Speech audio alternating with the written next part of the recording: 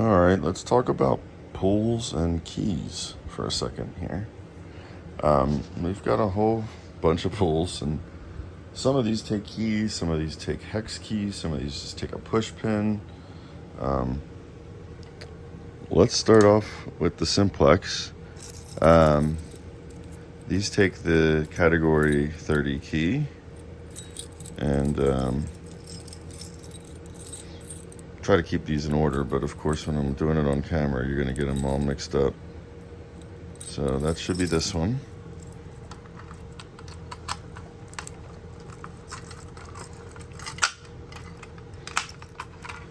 Okay. The nice thing about these is they are kind of like self-resetting. Not all of these pulls are. Okay. For this one, this just takes a screwdriver. So what I've done is I've bought a screwdriver.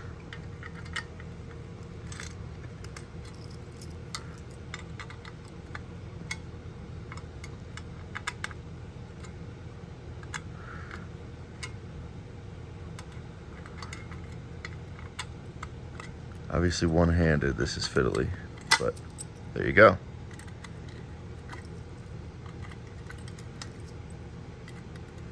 Okay, next we've got the Halon release MS2, and this one is Fenwal branded. And these take the PK625 key.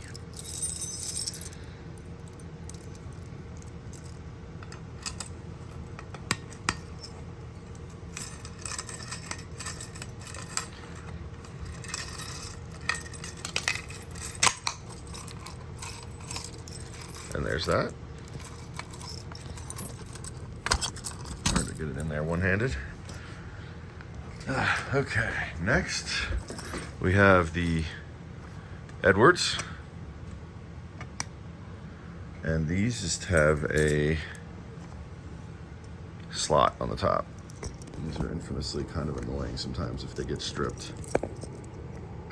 This one's not stripped or anything, it's just still hard to do it on camera, one-handed. I'm trying to sort of use my other hand and hold the camera at the same time here.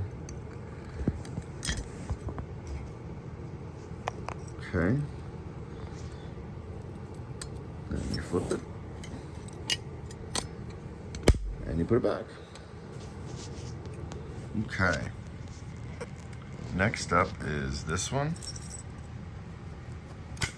This is the RSG, this one's Harrington branded. And this takes an 1/8 inch hex key.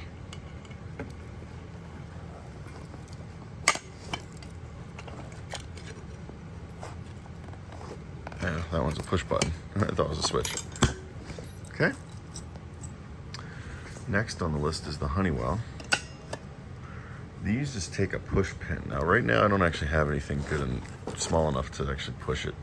I'm using this nail clipper.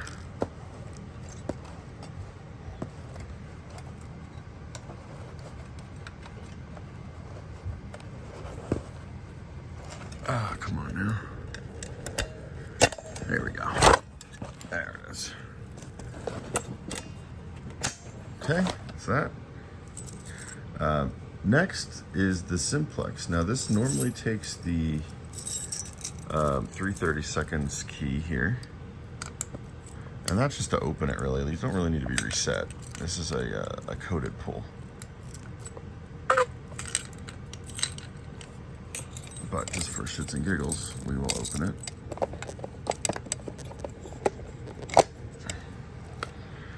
And that would be opened if you wanted to open it.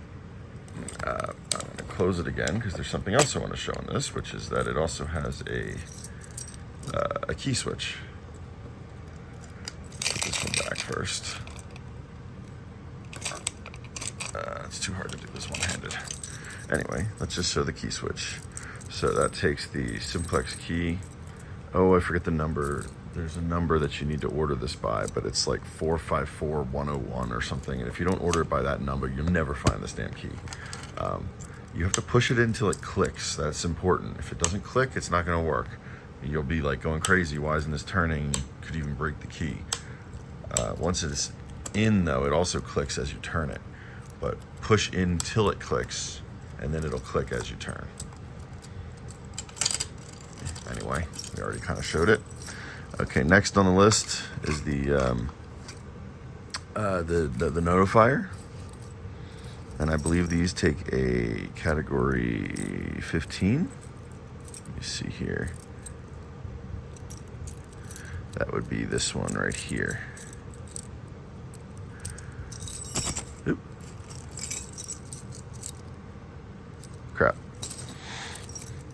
Losing my mind. Yep, 15. So, there's that. And then lastly is this one, which takes the Firelite key, which is the 1703 or 17003. I don't have that key right now. I'm waiting for it. Oh, and then the standard. So the standard takes its own special key. It's almost like an old-timey skeleton key. You technically don't even need the key to use it, the standard, but you just turn to the left, and then the whole thing actually just comes off. But if you don't have the key, you can just use any kind of like push button or anything to just basically push in on it. And that's pretty much it for the keys. Obviously I have a couple more keys on here. One we didn't show is the category 60 key that's used for the Gamewell downstairs. The Simplex Chevron also uses the 332nd key here. And then I also made it's almost a narrower slot here for doing the Gamewell Sentry.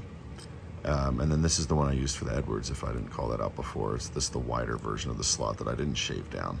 And this one just happens to be black, but I didn't want to shave the black because I think it's painted. So yeah, it all sort of makes sense.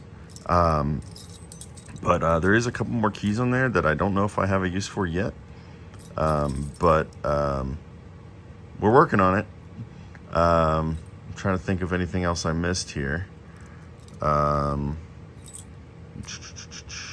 Yeah, category 60 for that. I know something uses 45, I believe. But I think Edwards has things that use 45, but I'm not sure if I have anything here that uses it, but it's on this ring. I also have 35, 75. So yeah, these are basically all the category keys, and then I added on the Edwards, the PKI, these various screwdrivers and hex rings. And I think I'm going to add a narrower hex ring to use as a push pin for the Honeywell. And then once I get the Firelite key, then I think I'm going to have like everything in my collection pretty much on this ring, you know, including screwdriver and push pin ones. So yeah, that's kind of my pool key collection. Who knew that I'd have one of these? I actually have two sets. The only difference between these sets right now is the one has the standard key and the one doesn't, because these are pretty hard to come by. And I actually got this with the pool, like new old stock. It was kind of an amazing find. I've seen these keys sell for themselves just for like 40, 50 bucks. So that's kind of crazy. And I did not pay that for this key. So yeah, they do make 3D printed ones, but like I said, you don't even need it. You can literally just stick something in there and just like wedge it in and it pops open. So it's more just a nice to have. Yeah. So until next time, that has been Pool Keys and Pulls.